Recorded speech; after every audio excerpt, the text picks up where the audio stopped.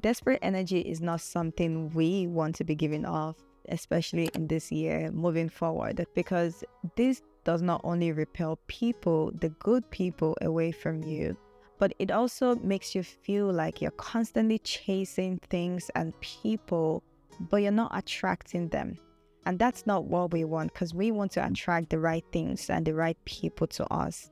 Desperate energy has lots of negative effects. For example, you can have a lot of emotional stress from that because you're attracting the wrong people into your life, meaning you're cultivating unhealthy relationships that are not fulfilling, and that brings you more problems and a lack of personal fulfillment. So for those that their light bulbs are going off thinking, oh, is that a problem? Is that why she doesn't like me? Am I giving up desperate vibe? Is that it? Well, here are some signs to help you decide if you actually give off such a vibe. If you are overly clingy or needy around people, you feel like you're constantly needing external validation from people, or you're overly excited or eager in a new relationship. You're very forward, you're overly excited, and the other person is sensing that as being too strong, and so they are trying to avoid you. Or it could be things like lacking boundaries, not being able to say no when you should, or even impulsive decision making because you need that instant gratification. Now, some of you might be thinking, but these are just people's personality traits. Well, desperation is not a personality trait that you want. Desperate energy is not a personality trait that people find attractive, and that is something you do want to work on if you care about attracting the right people and the right things to you. So let's talk about why you give up this energy in the first place and what you can do about it to get instant change from chasing to attracting the right things to you. I like to approach things from a holistic point of view, so we are going to talk about the root causes as to why people could become desperate. Do keep in mind that people are at different phases in their lives and they have different advantages and disadvantages. Yes, if you come from a less privileged background in terms of finance, in terms of your looks, certain things, your status in the society, those things could contribute to why people become more desperate. But all that being said, let's talk about these 5 main causes and possible solutions. The first is desperation is born from a lack of self-love. If we do not believe in our own worth, we will desperately seek it from others. You want to engage in activities that will foster your personal growth and self-discovery. I've always said this, self-love is not selfish, and so it's very important for you to be content with yourself and embrace yourself, because you draw your worth from within, not the external, not the things you put on, not the bank accounts, not those things. Desperation stems from feeling unwanted. This could be due to your upbringing or your past relationships, your experiences in life.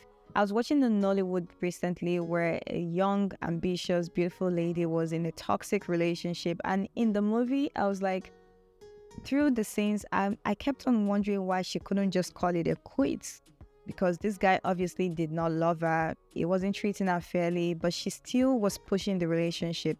And then I discovered that it was because she was in a previous relationship where things went badly and she was blaming herself for how things happened in the previous relationship. And because of that, she is desperately wanting this relationship to work because she feels like this is her last shot. So this is an example of fear of rejection, fear of not being wanted, fear of being alone. What you need to remember is you're worthy of love and connection regardless of people's rejection. Work on building resilience and embrace the possibility of rejection, because the truth is not everyone will like, and it's not everything we want we get. But when you build resilience and you build your tolerance to getting no's, it's also going to help you to keep going for what you want regardless of the no's, because you still believe that you can get a yes. You still believe that you can achieve your aim, you can connect to the right people. You still believe that there's something out there for you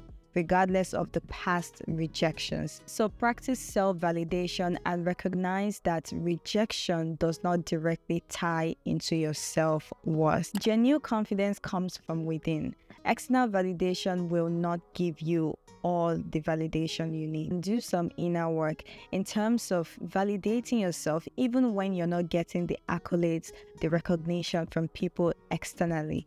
You need to be your biggest hype man. So focus on your values, your strengths, and your achievements, and learn to validate yourself internally and even externally. Be there to speak up for yourself. Be there to validate yourself. When you have healthy boundaries, you're less desperate because you're setting clear boundaries to honor your own values and your well-being. And so not anybody or anything can just come and trample on you like you don't matter, like you're garbage and dump things on you. No, because you are clearly defining your boundaries. So practice communicating your boundaries assertively while maintaining respect, of course, for other people. And the last is to cultivate inner fulfillment. So research shows that people that focus on personal growth, meaningful pursuits, and self-fulfillment are likely to attract positive and more fulfilling experiences and relationships to them. So instead of desperately seeking happiness, desperately seeking relationships, validation, how about you just focus on yourself? Focus on your personal growth and fulfillment. And by doing so, you just naturally align with the right people and the right things that you want to come to you. So they will attract you naturally. That also ties into the law of attraction. Pursue interests that ignites your soul. That way your focus shifts from external validation to internal fulfillment. So all of these will definitely take you practice and a period of time for you to really master them. But at the end of the day, they will help you to align right with what you desire. The main takeaway is to embrace your worth, prioritize your self-love, and cultivate a mindset of abundance and fulfillment. Value yourself and bring value to the table, and you'll see that things will naturally align in your path. I'd like to know your take and experience on this topic, and if you have any tips for us, please drop them down in the comment box.